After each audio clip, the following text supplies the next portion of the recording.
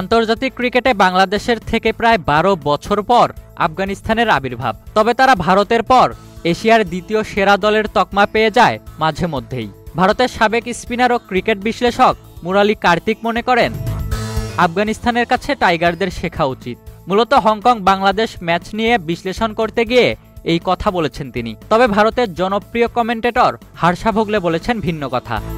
আফগানিস্তান শ্রীলঙ্কার গ্রুপে তিনি চান বাংলাদেশ নিজেদের সামর্থ্যের প্রমাণ দিক। শুরুতে আফগানিস্তানকে সেভাবে কেউ গোনায় ধরেনি, কিন্তু মাত্র ১৬ বছরে আফগানিস্তান টি-20 বিশ্বকাপের সেমিফাইনাল খেলেছে।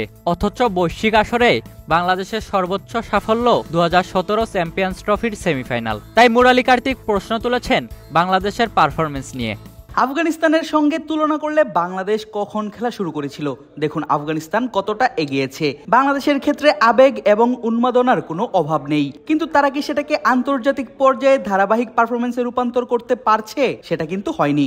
ক্রিকবাজের অনুষ্ঠানে হর্ষা ভোগলের সঙ্গে আলোচনায় মুরালী বলেন, আফগানিস্তানের থেকে বাংলাদেশের শেখা উচিত, কিন্তু তিনি যদি টাইগার খেলোয়াড়দের বিরুদ্ধে কিছু বলেন তাহলে তার পেছনে মানুষ লেগে যাবে। আমি বা আপনি যদি বাংলাদেশের কোনো খেলোয়াড়ের বিরুদ্ধে কিছু বলি, তারা আমাদের পেছনে লেগে যাবে। তাদের নিয়ে মানুষ খুব আবেগপ্রবণ। আফগানিস্তান সীমিত সম্পদ, তাদের ইতিহাস এবং পেছনের সব গল্প নিয়েও কি অর্জন করতে পেরেছে। আমি মনে করি বাংলাদেশ আফগানিস্তানের কাছ থেকে শিক্ষা নিতে পারে। দিন শেষে এত ভালো মানের খেলোয়াড় থাকা সত্ত্বেও এই ধরনের পর্যায়ে সম্মিলিত পারফরমেন্সই গুরুত্বপূর্ণ।